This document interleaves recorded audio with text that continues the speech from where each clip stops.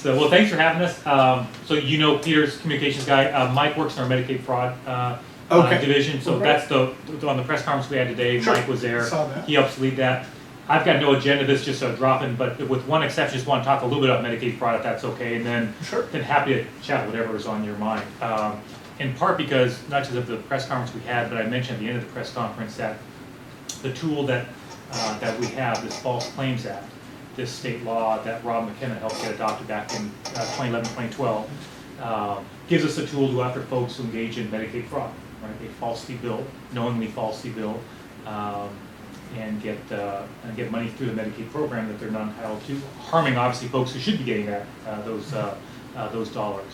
And so it's a great tool for us. I'll let Mike sort of talk through the success of this since McKenna helped get it implemented. But what I want to emphasize is that when the legislation was adopted, the legislature put a sunset on it. They want to evaluate, well, how successful is this going to be? Will there be abuses? Will there be frivolous lawsuits as a result of this, right? And so they put a sunset, and the sunset expires next year. So if the legislature does not continue it, the legislature's got to take an affirmative action in order to continue it, or it sunsets. We brought a bill this last session, AG request legislation, to continue it, had bipartisan support, but did not pass. Why?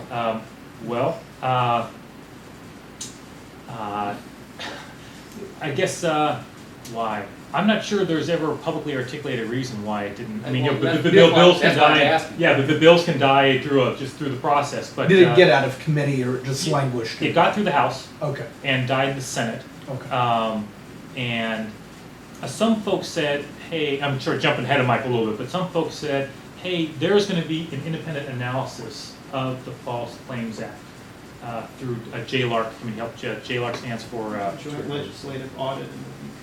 JLARC, Joint Legislative Audit Review Committee, is going to analyze this legislation and see have there been any abuses. Is it effective? Is it recovering money for the state? And so they actually just yesterday had a hearing. It's chaired by Senator Braun. They just had the hearing yesterday in which the report was made public from this independent analysis of the bill. I guess what I'll do is let maybe Mike pick it up from there. Feel free to give a little brief background, Medicaid fraud. I want you to sort of jump in on the analysis though, which I think is which is very strong for us in terms of continuing this. Maybe it's best to talk a little bit about what our unit does, which is our Medicaid fraud unit at the Attorney General's office. And traditionally, for a number of years, we had criminal investigative and prosecutorial authority. We had that for about 3 decades, and which can be an effective tool if you're going against an individual, that you can prove a case beyond a reasonable doubt for their particular actions in stealing from taxpayers or abusing or neglecting the elderly in some way. So our unit is funded by the federal government to go after healthcare providers. We don't do anything related to recipient fraud or anything like that. It's just healthcare providers who are publicly funded, mainly through the Medicaid system.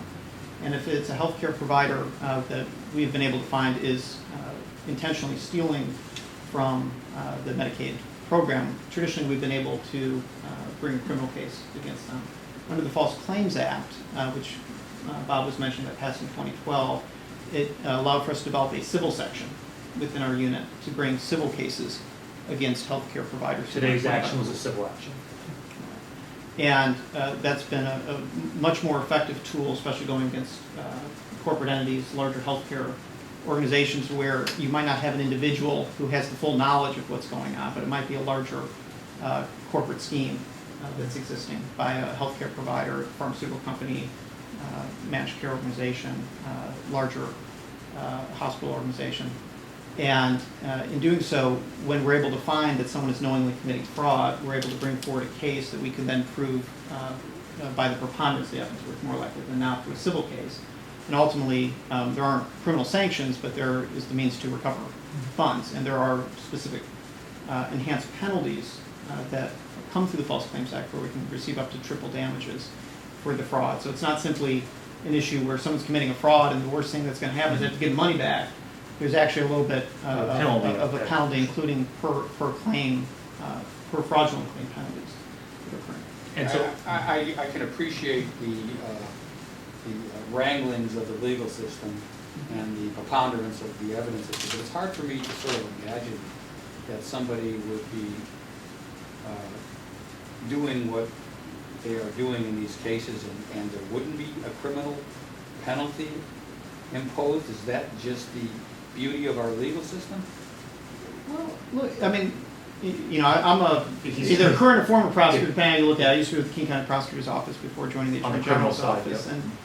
And we take the filing of criminal charges very seriously, and that, part of the system that's set up, and for good reasons. We have to prove a case beyond all reasonable doubt. Sure. Meaning that there's no possibility someone Lost the record. or the record doesn't exist. Maybe the record said something else. Well, we don't have the record.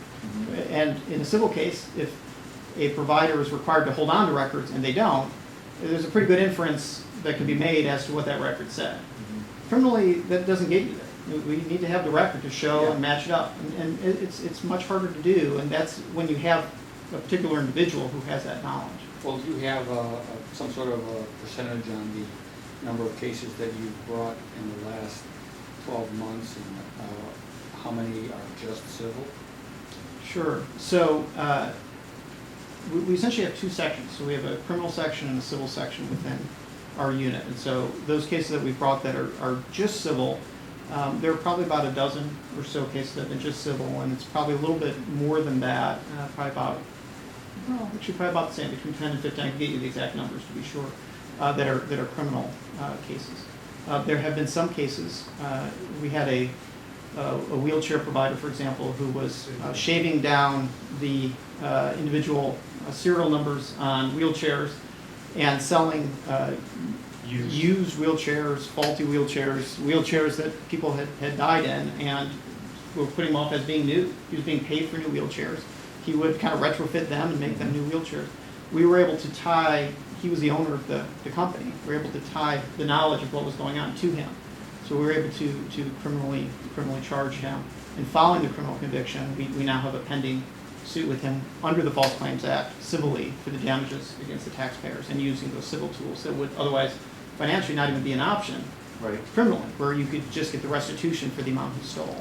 So it gives us a range of tools where we feel justice can best be met based on really the facts that we have in a given case. Sometimes does it go the other way, where it might start as a civil case, and then as you compile evidence, then criminal charges can be filed? Exactly. We have some general indications of civil case, and then that evidence surprisingly comes to light where there's clear knowledge, and then we would open up a criminal investigation. Let's talk, and maybe this is a question more about the scope of the issue. So it sounds to me like over the last 12 months or so, there may be a combination of both civil and criminal, 25 or so. I'll give you the exact number. Yeah, in that neighborhood cases.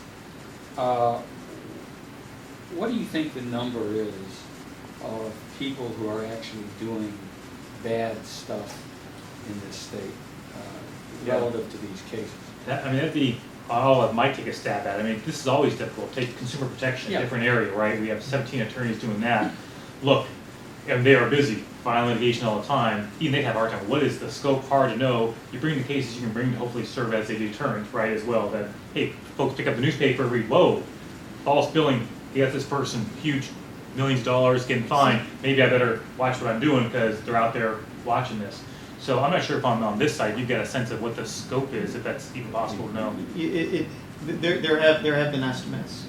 What I can say, since the False Claims Act came into effect in 2012, there are two types of cases that we do. We have multi-state cases that the False Claims Act allows for us to now be a leader in, these multi-state cases against larger national entities in which Washington has an interest. Joining up with other AG offices around the country. And then we have Washington-only cases where the provider might be only in Washington, like today, where we would bring the case where it's a Washington-initiated case. Since 2012, we've returned about $75 million to taxpayers through our unit in terms of healthcare providers who had knowingly stolen money from taxpayers. And about $6.1 million of that is directly attributable to the False Claims Act and our work with the False Claims Act since 2012. But what are the estimates? I mean, if you recovered $75 million out there, how much do we think is actually? There's more. How much $1 billion? Yeah. So Washington State, and I'll follow up and get you the exact numbers, but it's about $6 billion that it spends on Medicaid services, and the estimates can be anywhere between 5 and 15% are improper billings. Now that would not include the knowingly made improper billings like the suit was today, where someone is either intentionally or knowingly making a claim, which is what our unit deals with. We're not talking about inadvertent billing or where someone Right, maybe, you're talking about. we have the healthcare authority would simply do an overpayment, reclaim that money, and those estimates do include, the national estimates related to potential fraud and improper billing do include those numbers, so it's hard to say, but look, we brought in $75 million, we're just now started a section that allows for us to do this enforcement In the last civilly. couple of years, 6 times to ramp up, the law gets passed, you've got to ramp up, hire people, get the investigations going, right? It's only sort of now hitting its stride, basically, which is why it'd be a shame for the legislature to take it away. I mean, now that it's hitting its stride, it's fully up and running. And more than And self-funded. I'm More than sorry, self-funded, and yeah. when was this passed originally? I think When was proposed it 2011 passed in 2012, is that So right? it went into effect June of 2012. Mhm. So, I'm trying to, there's always this comparison that people like to make between government and private. And you know the drill, most people don't think you guys know what you're doing. The good news is they're wrong, but yes. Okay.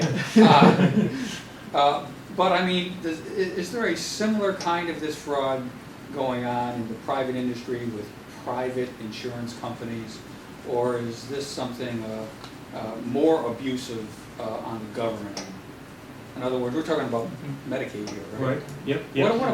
What about private insurance companies and You speak- people who try to defraud those Right. folks? I think it's a great question. Obviously, our grant requires that we only do enforcement efforts where there's public funding Yeah, used. right. But needless to say, the complexities of healthcare today, it's often very much intertwined. And so when Yes. we'll find a fraudulent scheme, we might be recovering money back to the taxpayers through Medicaid expenditures. It is not unusual for that scheme to be touching private insurance as well. And we'll make appropriate referrals at that time to the Office of Insurance Commissioner and other entities to look into that. But it's the, I'm sorry. Well, I guess I appreciate that answer, but what I'm really looking at is the problem bigger on the government end than in the private end? I honestly don't know. Yeah, It's a great question. I don't know. I don't know if I have the insight to answer that. All I can say is what we see within the focus of what Okay. we're allowed to look into. Okay. So the state has lots of challenges, right? Budget challenges as well. And hey, there's debate, should we have more new revenues or not? One thing you think we could agree on is eliminating fraud, going after folks who are engaging in fraud and returning dollars to a program that badly needs it, right? And yet we couldn't get this bill passed in the legislature last year, right? To the Senate specifically. And so we got one more shot at it, and that's why we've been making the rounds as we travel the state to let folks know about it. And I don't do a lot of press conferences, but one reason we did this one was because we want to get an example of a very specific case and what it costs and what the impact is.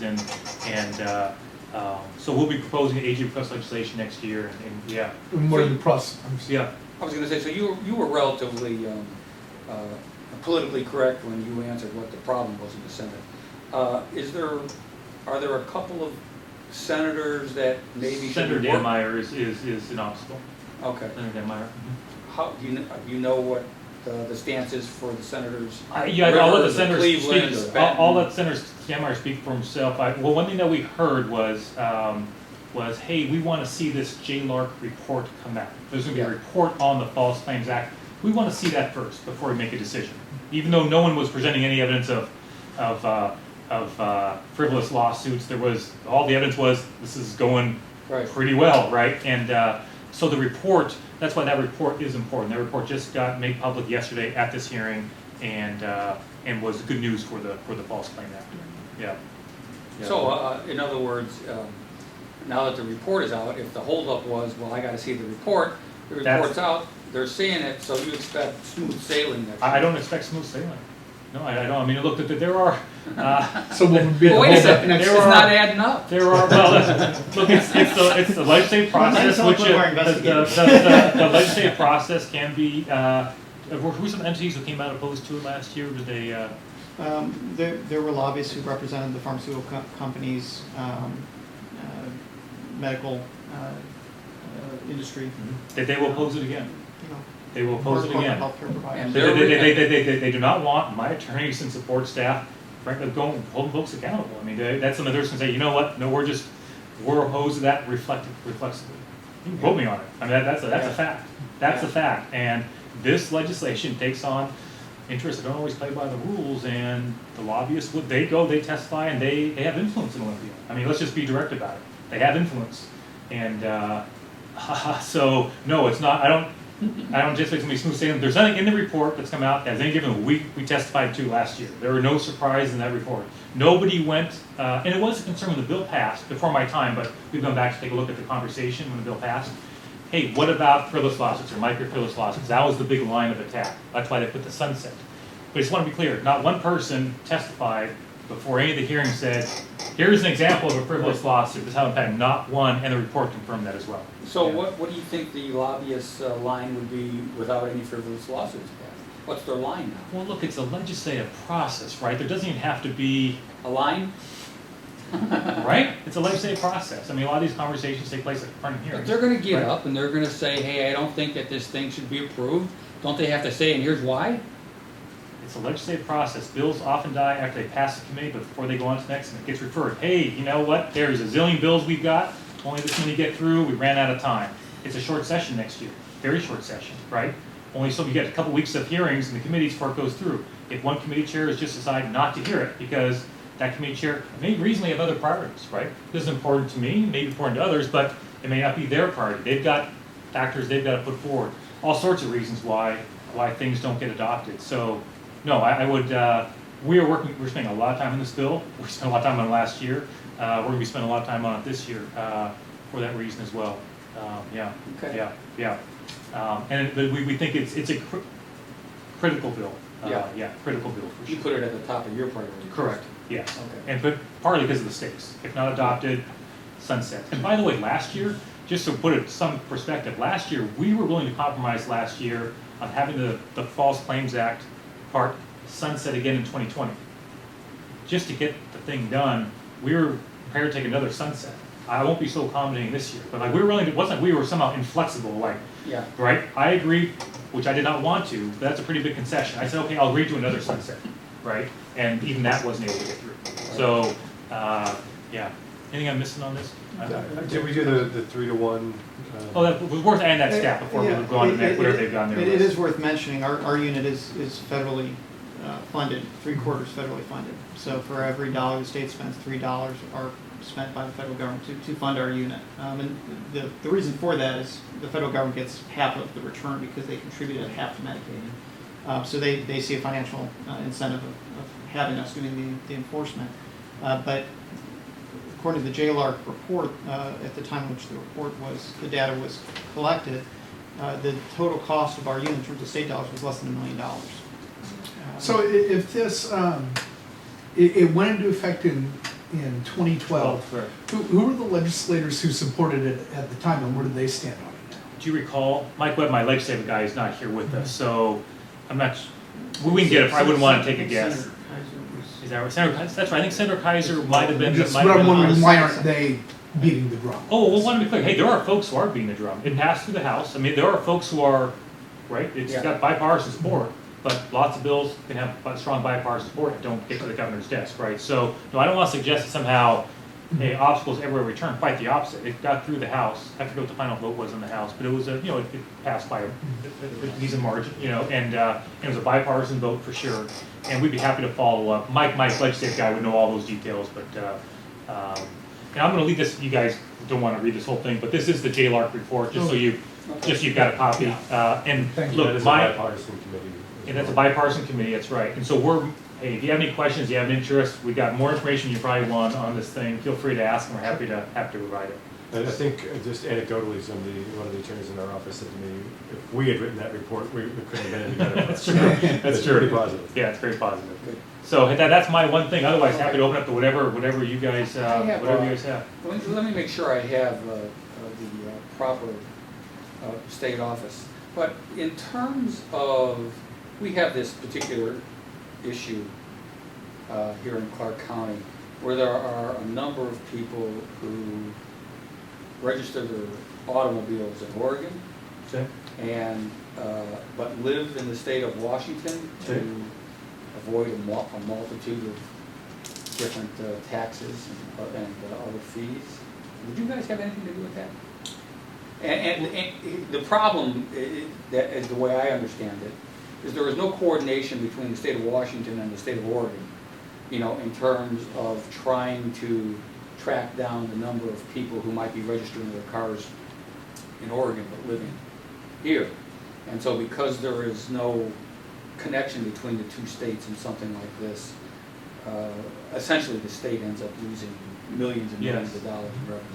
Are you aware of this? The Washington resident who is purposely evading Yes. Washington state Yes. taxes Yes. and have all that by going to Oregon. Yes. But they For live in Washington, lower they, fees. for lower fees, yeah, they're Yes. coming over here. So, I guess a couple things I could say, that's not come to my attention, that doesn't mean that my office can't have a role, but, I'm just trying to sort of think out loud whether or not that is something that we can, They also avoid, if I'm correct on this, they also avoid the sales tax. Right. Because they don't have a sales tax in Oregon. So if you're buying. So when you buy a $20,000 car Yeah. over Well, there, then they would And actually, I can correct that. okay. Oh, I'm sorry, and then they register in Oregon? Yeah. You're correct. Yeah, Right. because up here you pay the sales tax when you register. Right, So if exactly. I've got a buddy who's got an address I can use. Exactly. Right, yeah. So, because part would be the county's impacted on some level as well. Oh, yeah, presumably, right? right, there's a sales tax. So I'm not sure how much, I guess I'd have to ask my team, is it more on the county prosecutor's side? Is it more, there are state taxes implicated? How much is it on our end? If there are violations of state law, they're not criminal, right? But there are Yeah. violations of state law. I don't have original criminal jurisdiction, as Yeah. you guys know, right? But if we're talking about a civil violation of a civil Washington state law, look, in some way that comes back to us in some form. There may be some agency, right? I'm presuming there's some agency that handles this stuff, right? Well, Licensing, for example, we give them legal advice. Yeah. If they say, hey, Bob, AAG, we've got 1,000, whatever the number is, I'm making up a number, we have 1,000 Yeah. people not paying $1,000 in taxes, here's a list, there may be a role for us. yeah, but the problem is you can't find the list because of this coordination between, information between the state of Washington and the state of Oregon.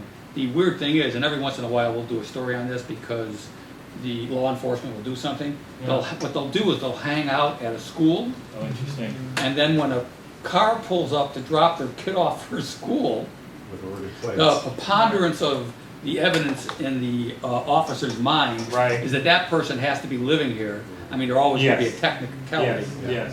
And that's the way that and it's such a weird way of having to catch these people. You got to go hang out at a elementary Is school. that local law enforcement doing that? Yes. Or do you know? I'm- Okay, so yeah. that's interesting, that would lead me to believe that may be more primarily driven on the county side, which would make sense right there. But Yeah. here's where I think the problem exists. Yeah. And maybe this ends up being a legislative issue, is that there apparently is no coordination between, again, Yeah. the state of To Washington and the provide state the of Oregon information somehow. to say, hey, wait a second, is there any way to Yeah. confirm that a person Yeah. who is registering this automobile in Oregon has a bona fide address in address, Oregon, right. something like that. Right. Anyway.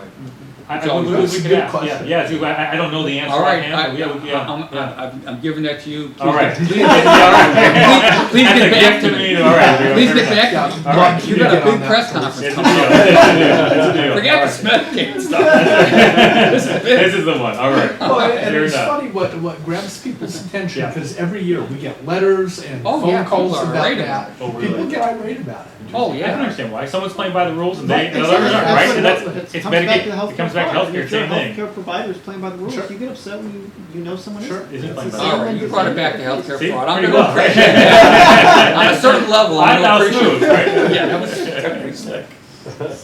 So, anyway, we should probably also talk about the fight going on between the state Supreme Court and the legislature Sure. over school funding. Sure. Because it's always one of my favorite fun Sure. topics to Sure.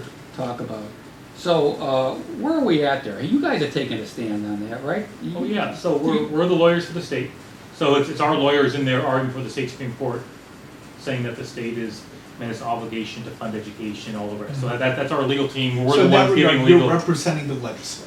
and the governor and the Okay. state, right? It's sort of the state. Got it. So, but essentially it's the legislature and the governor, correct. That we're in there, we're their lawyers, we give them legal advice. Correct. But like any lawyer, Mm-hmm. you represent your client regardless of whether they're right or wrong. We represent, I guess what I would say is, look, we provide options to our clients on how they want to proceed, and yes, as long as they're providing within But their. there's probably something in the as long as they're tenets being of constitutional. law school Mhm. that says you have an obligation to represent your clients, whether they're right or wrong. Yeah, just let me be clear, I'd say, right or wrong, it's not I don't put a, to me, I don't view what the legislature decides is right or wrong, it's more, as long as they're behaving constitutionally, we're good, right? Yeah. And then I give them options within that world, right? Yeah. Clear is a good example, I may have policy difference, that's not whether I agree or disagree, isn't really, my job is be a lawyer and give them the best advice I can and give them options, that's our job, yes. Okay, Yes. so essentially, have you told the Supreme Court to take a hike? Well, not quite in so many words, but what we have said was, when there is a hearing on whether the legislature should be held in contempt, and whether or not there should be sanctions, we argued no, they should not be held in contempt, and no, there should not be sanctions. Once they were held in contempt, there should be no sanctions, right? Obviously now the court has both held them in contempt and issued sanctions, right? That's where we are now. But no, throughout this process, obviously we have gone in as their lawyers, say, hey, they have met the court's order under McCleary, they have met that. And the court disagreed on one piece, the piece being the court wanted the legislature to adopt a plan in the previous session, and the legislature did not adopt that plan, and that's why they were held in contempt and sanctioned, right? So that's where the rub is. So right. what are you telling the state in terms of this fine that there was a fine levy? What, Correct, $100,000 a day that goes essentially to an education fund. So are you paying that now? I don't think right now they don't have the act of the legislature to actually allocate funds, right? So I think frankly OFM is trying to come up with some options by which they can do that, but I think last time I checked they had not yet, correct me if I'm wrong, but I think the last time I checked, the money with the $100,000 a day was not yet going to an account because we think it may take an act of the legislature to do a budget item, right? Can't you just like Yeah. put it in a paper bag and bring it over? Well, yeah, so, but that is the fine, $100,000 a day, which would total, by the time you get to the session, 12, 13, 14 million bucks. Money that I understand would in the next session go to that fund anyway, to be clear. And now let's assume for the sake of argument that you're gonna cough this money up, and you being the state. Yeah, So what would that money be used for? it's an education fund of some kind. So it's a fund, it would be clear, $100,000 goes to a fund for education, and as I understand it, let's say the fine's paid every day, there's no special session, they just paid every day until January 15th, they go back to session. My understanding it totals 12, 13, 14 million bucks, Yeah. give or take, right? It's my understanding that fund would receive that amount of funding and more next session regardless. It would be part of what they. Yes, so just want to be clear about that. In other words, what I'm hearing from the legislature, this is their area of expertise. Yeah. My understanding is it's a fund that would receive at least that amount of funding regardless. So would you advise your client not to pay the fine?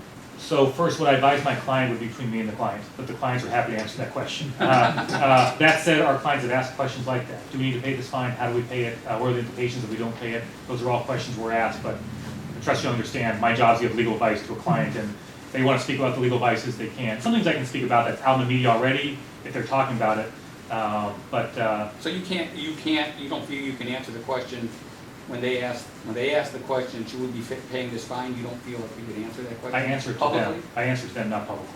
But they can answer that question. You can ask them, hey, what's the AG asking you? If they want to share our, but it's not just a feeling that I want to share it. It's my legal obligation not to share Well, how about attorney-client this? information. If you blink twice, then. That's good. That's good. I mean, there's once a client makes something public, for example, Yeah. there are some, but I think at this stage, certainly with that, where they're looking at a special session, and these are still. As far as you know, apparently nobody has asked anybody in the state legislature whether or not you have, what the advice that you have given them about whether they should pay the fine. Otherwise, that'd be public at this point. Well, it's up to clients that they may choose to share, may not choose to share. But what I can say, there was a meeting right after the decision. The governor convened a meeting of the leaders in both the House and the Senate, bipartisan, to get together. I was there with my Solicitor General roundtable conversation. You might imagine they asked us a lot of questions about what does this mean, and we did our best. One thing what I can say is that, look, there's not, within the Supreme Court's many decisions now around McCleary on this plan that they want the legislature to adopt, they don't provide specificity about what that plan should look like. Okay, so there are questions there about, well, hey, how much detail needs to be in that plan? And because it's been sort of out there publicly, it's in the opinions, that there's not much specificity there in terms of what they really need to put in there. So some of this is, there's not a clear answer to some of these questions, to be honest, right? It's we're reading these opinions and we're trying to interpret as best we can and give our clients the best advice. Hey, this is the most risky, this is less risky, you're on solid footing here, that type of thing. Yeah. Theoretically, the Supreme Court could have thrown them all under the Hooskow. Theoretically, a court can, when holding someone in contempt of court, has a wide range of powers. Theoretically, I don't want this tied to right, but theoretically, a court can, if someone's not following a court order, right, we saw this in Kentucky, right? Can put someone in jail. That is, if you are disobeying a court order, you can be fined. You can in extreme cases, you can be put in jail. Okay. Yeah, those tend to be extreme cases. Okay. Yeah. Now, how unusual is it for a state Supreme Court to hold its legislature in contempt? I think in Washington State, I don't use this word loosely, but I think it is truly unique. I'm not sure it's happened before in Washington State. I think we spent some time trying to track down, has that ever happened before? Right. The state as a body, right? It's and the issue of whether or not of a state Supreme Court directing a legislature to fully fund or better fund education and putting some specifics around that, that is not unique to Washington. There have been at least 2 other states where a very similar fact pattern unfolded. One was Kansas and one was New Jersey. Yeah, Kansas and Jersey, I think. I think the outcomes were slightly different. In one state, the legislature said, well, I don't want to be flippant, but the legislature ignored this court. Court issued some orders, legislature kept ignoring it. That was that. That was that. In the other state, I forget, I get mixed up now, maybe it was New Jersey. One of the states, they did follow, that they did provide the funding. Okay, and eventually it was lifted, the order was lifted. So, but in Washington State, I think it's fair to say it's a highly unusual, if not unique situation for the state Supreme Court to hold the legislature, the state, in contempt and to sanction them. Yeah. And how common is it for a state constitution to have something such as we have, saying that the legislature's paramount duty is this? I guess I'm not, I'm sure back a year ago or 2 I was briefed about other states on some form, but I don't claim to be an expert. Each state is a little bit different, obviously, in how they do it. That said, our state constitution only does have one paramount duty, right? And that obviously was the grounding for the decision. Because isn't it unusual for a court to rule that, or to be in a situation where a state is compelled to do something? Normally courts are saying the state can't do something. Well, I guess it may not be as common as to say you can't do something, but it's not.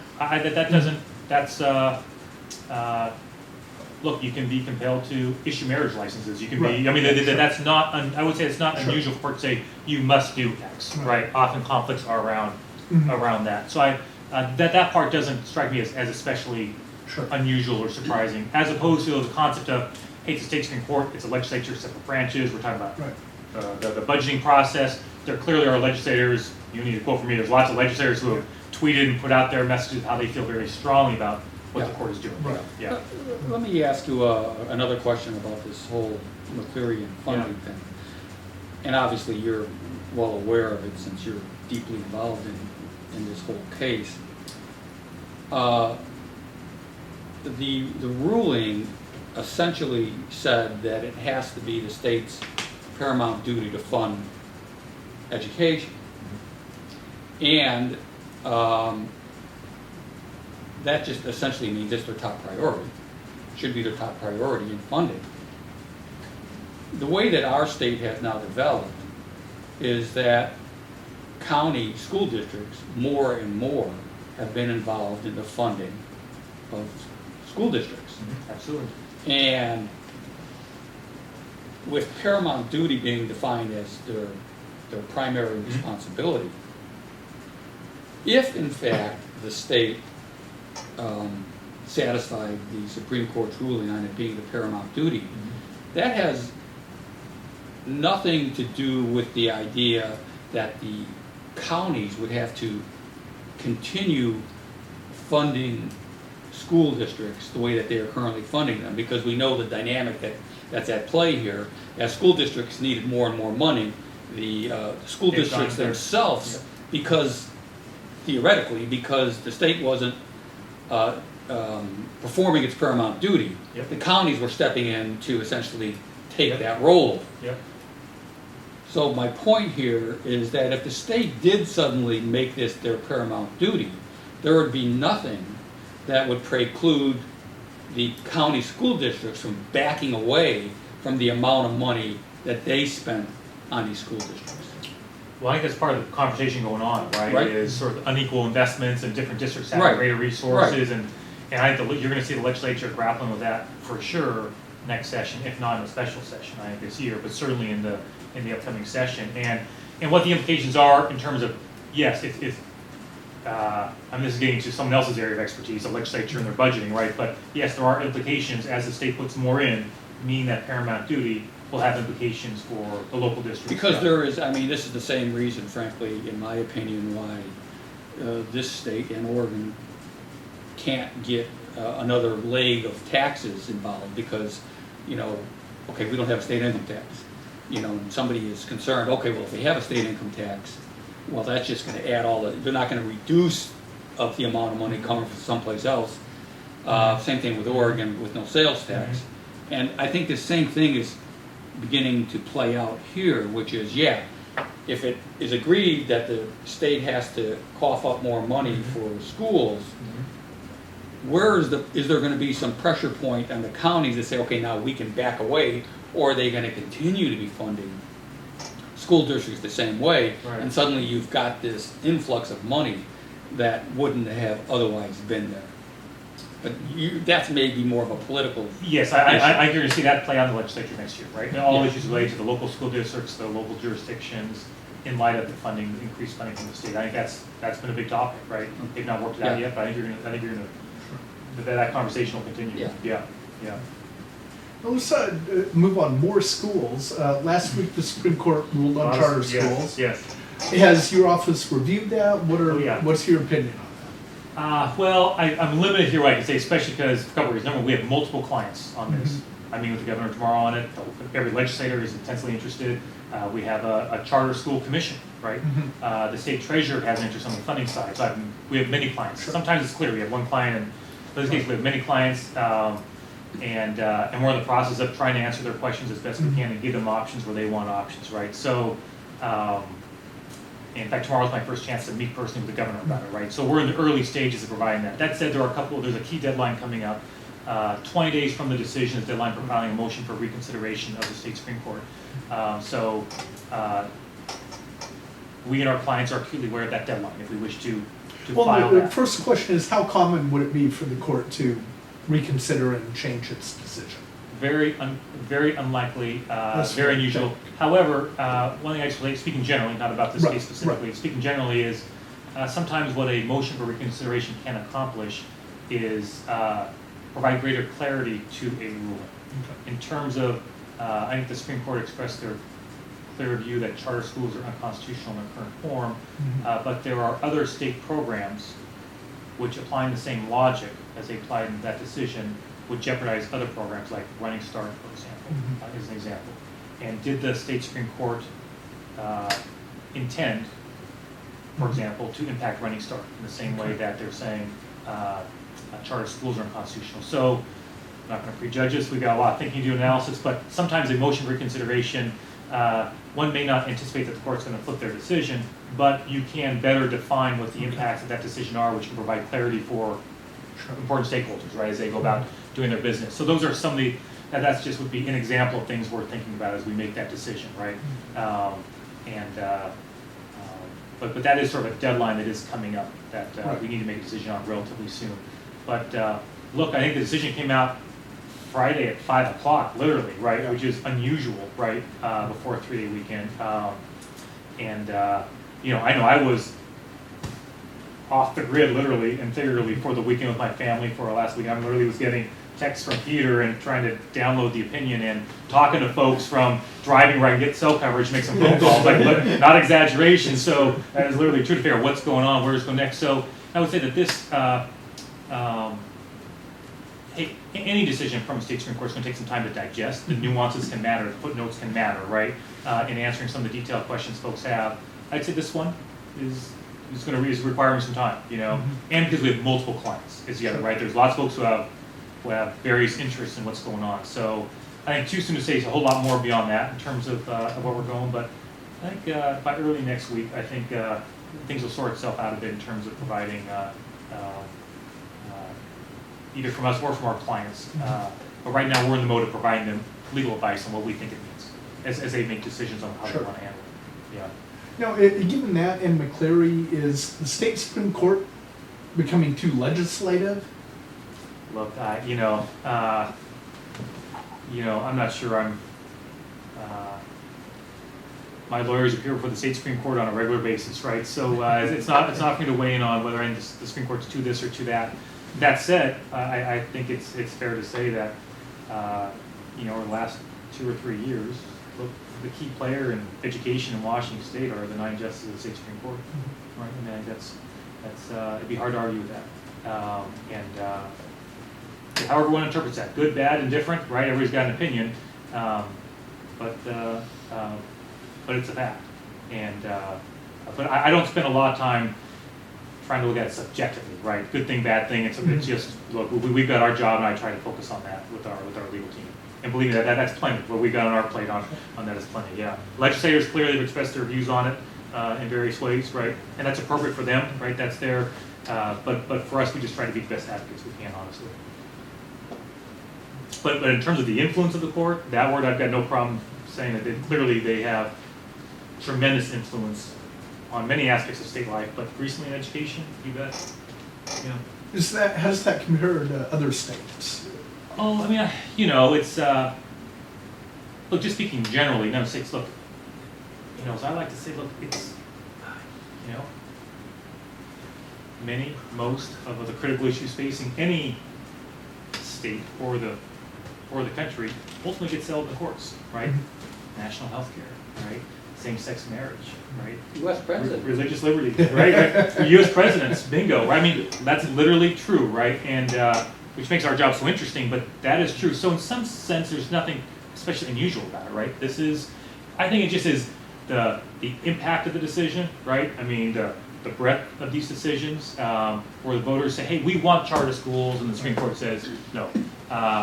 Where the court says, hey, legislature, you're in contempt. We're going to sanction you. That's going to grab headlines, and appropriately so. So I think just the impact of those decisions are so significant that